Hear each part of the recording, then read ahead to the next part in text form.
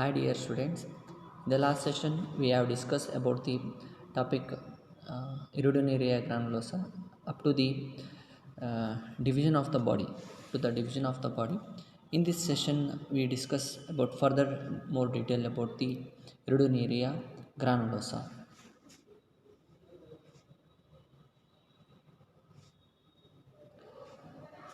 And coming to the body wall of iridoneria granulosa, the body wall consists of five layers: cuticle, epidermis, dermis, muscular layer, and vertebral tissue. The cuticle is the outermost thin, delicate, transparent, colorless, and moderately elastic protective covering. It is thicker slightly on the dorsal surface than on the ventral surface. It is perforated throughout by which epidermal glands open out. It is secreted by the underlying epidermis and is cast off from the thin transparent spreads periodically. The cuticle is formed by the epidermis and it's periodically casts off. And below the cuticle, the epidermis is there. The epidermis is a single layer of hammer-shaped cells. Some epidermal cells form several kinds of unicellular, tubular, and pear-shaped glands. The gland cells are sucked into the dermis. They secrete mucus which covers the body. And some of the epidermal glands are there are several epidermal glands are there. Some of them are slime glands, sucker glands, prostomial glands, and clatellar glands. And these slime glands, these are distributed all over the body and secrete a slimy mucus that covers the whole body. These glands are either tubular or pear-shaped and sunken deep into the dermis. And these slime glands are better developed on the dorsal surface than on the ventral surface. Sucker glands, these glands are distributed only in the suckers. And prostomial glands, these are found distributed only in the prostomium. And the clatellar glands, these glands are found distributed in the clatellar segments, that means segments 9, 10, 11th. The clatellar glands are seen in the 9, 10 and 11th segments. Next is dermis. Below the epidermis is dermis. Below the epidermis we see the dermis, made up of connective tissue with muscle fibers, capillaries, fat and pigment cells.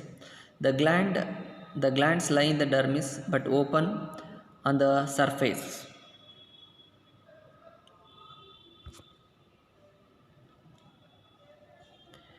The musculature below the dermis has a thin layer of circular muscles and a thicker layer of longitudinal muscles. Below the epidermis, we have seen the thin layer of circular muscles and a thicker layer of longitudinal muscles. The longitudinal muscles are powerfully developed and their fibers converge into two suckers. Circular muscles are arranged concentrically in the suckers.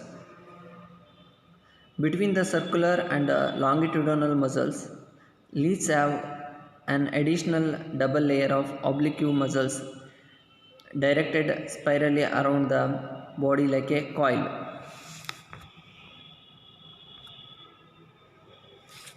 And next, coming to the functions of the body wall. The body wall of leads perform the following functions. It protects the internal delicate organs from the mechanical injury. The cuticle and a slimy coat check evaporation and help in easy escape from the grip of enemies. It is richly supplied with hemocoelamic capillaries, hence respiratory in function. It's a sensory due to the presence of various types of receptors on it. These are all the functions of the body wall. And coming to the locomotion, the leeches have two types of locomotion: creeping, looping, or crawling or swimming. The creeping suckers are alternatively fixed to the substratum, and the body contracts and extracts. When the anterior sucker is fixed, a wave of contraction takes place in the longitudinal muscles, shortening the animal and moving the posterior sucker forward. By this, the body contracts and is pulled forwards. And next, swimming. In swimming, great dorsoventral flattening takes place due to the contraction of dorsoventral muscles, and undulatory waves pass in a vertical plane over the body from the anterior to the posterior end due to contraction of longitudinal muscles. The leech is a very good swimmer. And next, coming to the digestive system. The digestive system consists of alimentary canal and digestive glands associated with it. Digestive system consists of alimentary canal and digestive glands. The alimentary canal of leech is a straight tube extending throughout the length of the body from the mouth to the anus. Leech is a sanguivorous animal. Leech is a sanguivorous animal. It means it blood sucking in habitat. Therefore, the alimentary canal is very much suited for its blood sucking habitat, as the most portion of the alimentary canal serves to store uncoagulated blood, while only a small portion serves for its digestion and absorption.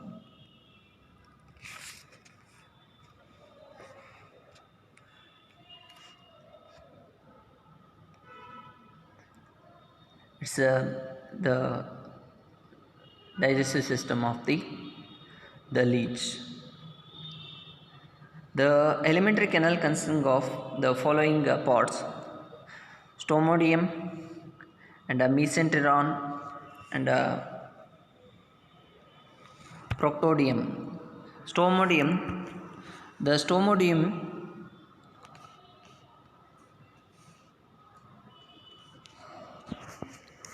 it's consisting of preoral chamber, buccal cavity, and pharynx. The stomodium consisting of the preoral chamber, buccal cavity, and pharynx.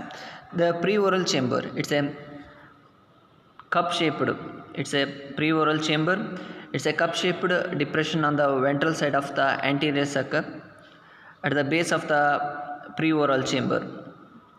At the base of the preoral chamber lies triradiate mouth guarded by the velium, which forms an almost complete partition between the preoral chamber in front and the buccal cavity behind.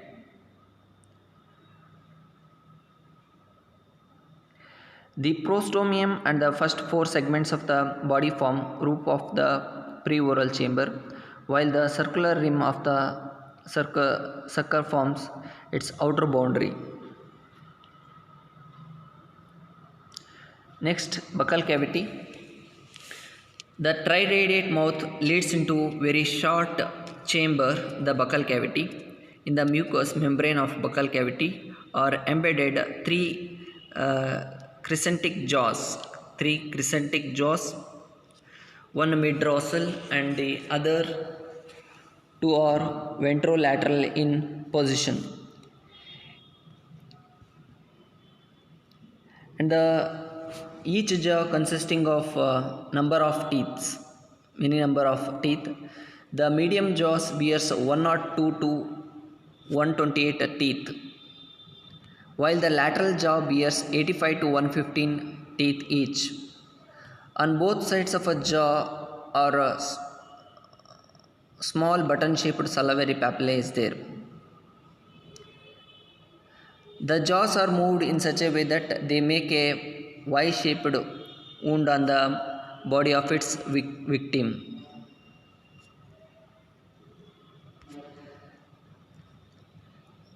Whenever the leech whenever the leech attacks into the cattle or human beings, it makes a Y-shaped wound on the surface of the victim.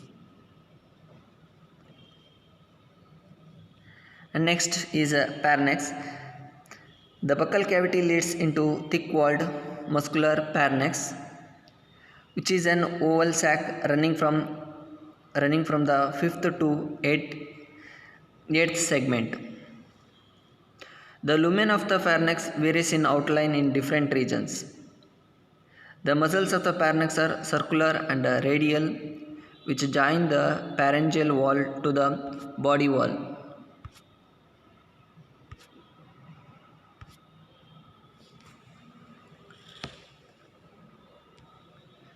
Mesenteron.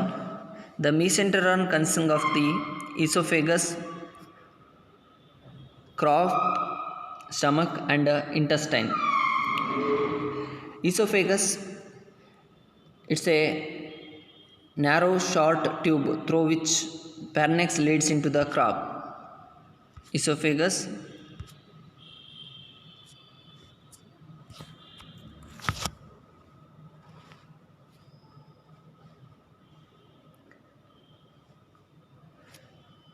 Esophagus, it's a short narrow tube through which pharynx leads into crop. The lumen of the pharynx is very narrow and its epithelial lining is produced into numerous folds.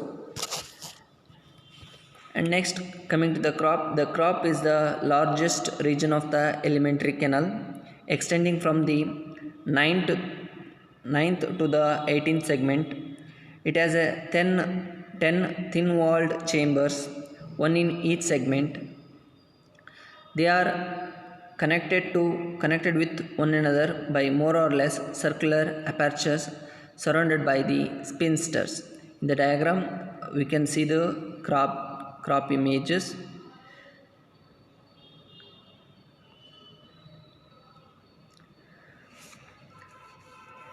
The chambers and the ceca go to the gradually increasing size towards the posterior side. The last chamber of the crop is larger. The last chamber of the crop is larger and is exclusively helpful for the storing of blood.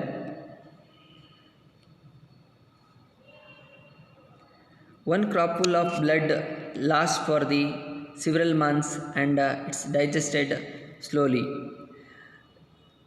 In the crop consisting of it's started from the 9th to the 18th segment. It has 10 thin-walled chambers and the last crop is the largest crop. The crop are helpful for the storing of blood. And one cropful of blood lasts for the several months and digested slowly.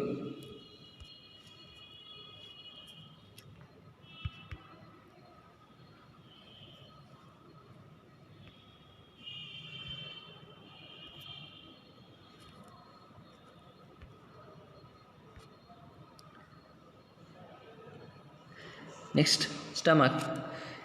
It is a small odd-shaped structure lying in the 19th segment. The opening of crop into stomach is a narrow, having sphincter muscles which regulate the flow of blood. The stomach has both secretory and absorptive epithelial cells, and as its inner lining is produced into numerous transverse folds.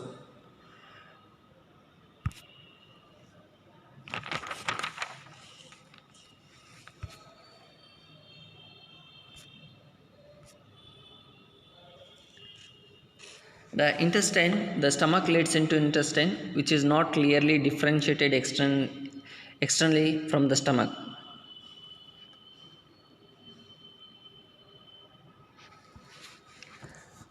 And the proctobium consisting of rectum only.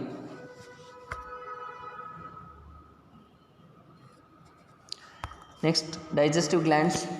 These include salivary glands and some other isolated glands found in the mucous membrane of the gut wall. The salivary glands, the secretion of these glands contains an antigluent substance called iridine. Iridine is helpful in prevents the coagulation of blood so that leech can suck the blood effectively and for longer duration, and to fill up its crop and ceca so that leech can suck the blood effectively for longer duration to fill its crop and ceca. The gland cells, these secrete mucus in the crop. Next, coming to the food feeding and digestion.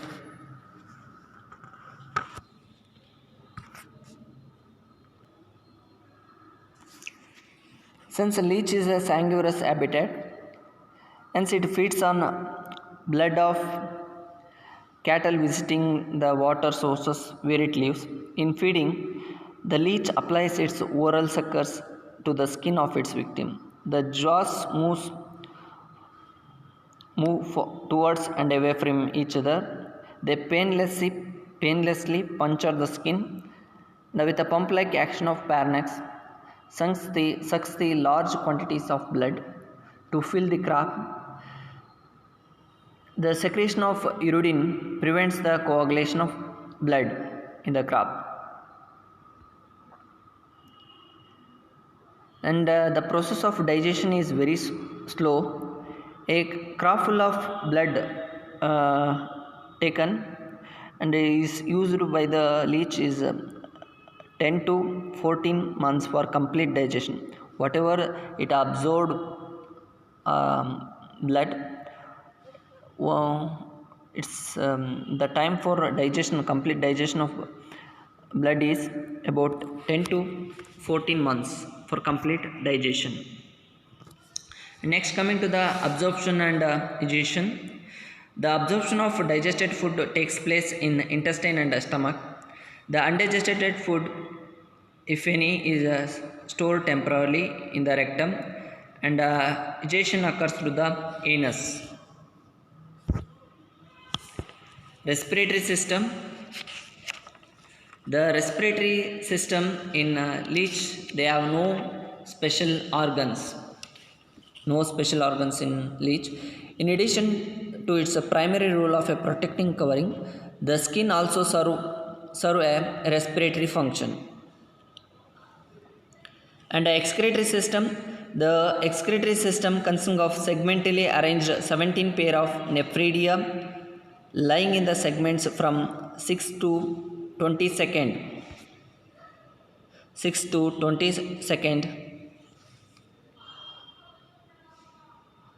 And it's consisting of excretory system consisting of two types: pre-testicular segments starting from 6 to 11th and testicular segments starting from the 12 to 20 seconds. And next is nervous system. Coming to the nervous system, the nervous system of is consisting of the and it is usual as of unladen type. And here there is a fusion of ganglia at the anterior and the posterior ends, and it's consisting of three parts: central nervous system, peripheral nervous system, and sympathetic nervous system. And next is sense organs. The sense organs consisting of the four types: free nerve endings, annular receptors, and segmental receptors, and eyes. The free nerve endings are found all over the body between the epidermal cells, with their ganglion cells lying beneath the epidermis. They are probably chemoreceptors.